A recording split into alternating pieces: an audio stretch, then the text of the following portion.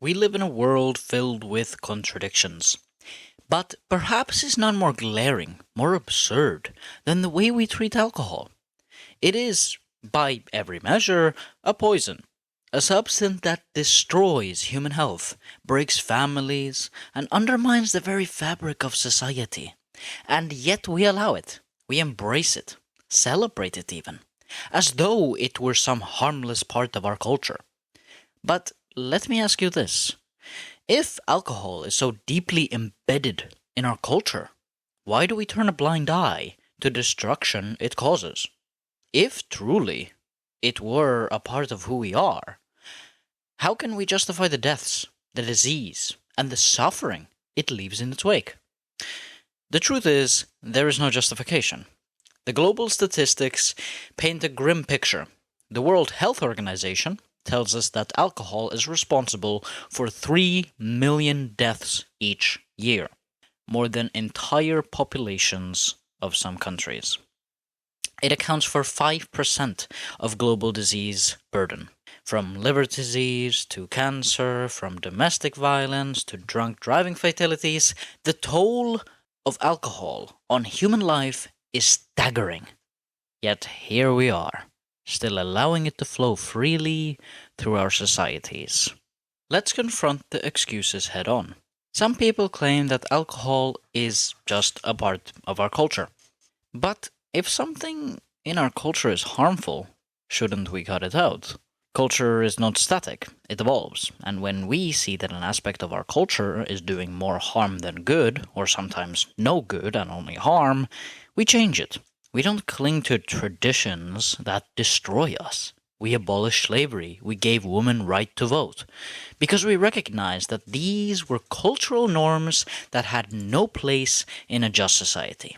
So why, in the 21st century, are we still clinging to alcohol, knowing full well the damage it causes? And if it's not culture, then what's the real reason we allow this poison to thrive? The answer is simple, and it's one we don't like to talk about. Money. Alcohol is a billion-dollar industry, same way slavery was. Governments, rather than taking bold steps towards prohibition, settle for taxing alcohol to profit off of our misery. This isn't about public health or moral consideration, it's about market forces, same way slavery was. States are content to rake in revenue from alcohol taxes, but they know full well that if consumption goes down, so does the tax. It's a simple game of markets, same way slavery was. One where our lives, our health, are traded for profit. The contradiction is maddening. On one hand, governments will warn us about the dangers of alcohol, run public health campaigns, and even place warning labels on the bottles, all of this after public discourse and protest.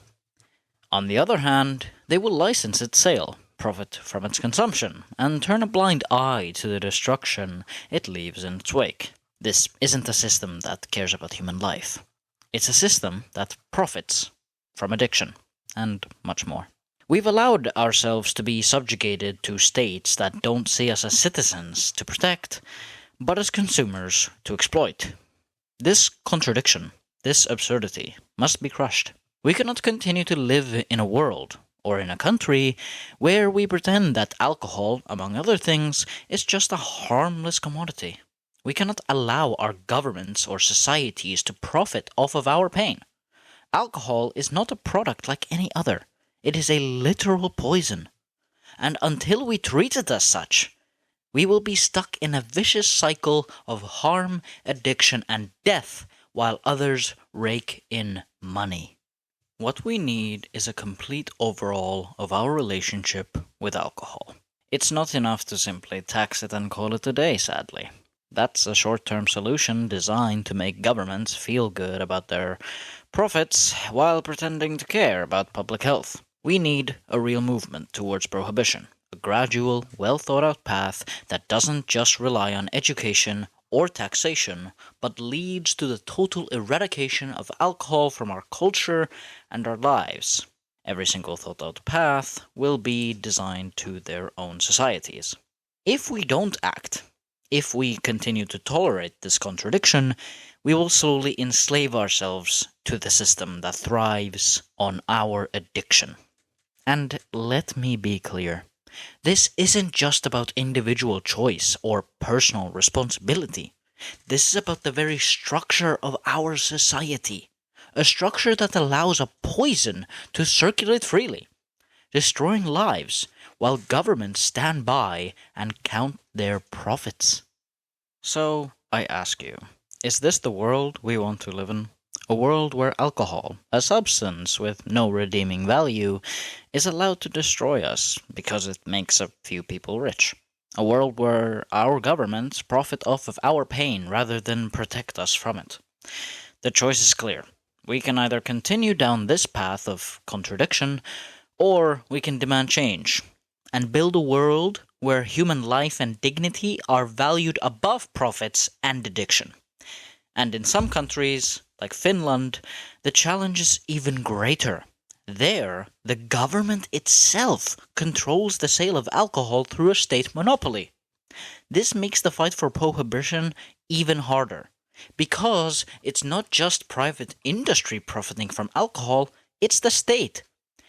In such cases, we face a stark choice. Either we destroy the state monopoly upon alcohol, or we destroy the government and its harmful policies. And sadly, there is no middle ground. We cannot allow governments to be both the regulators and the dealers. This contradiction must end.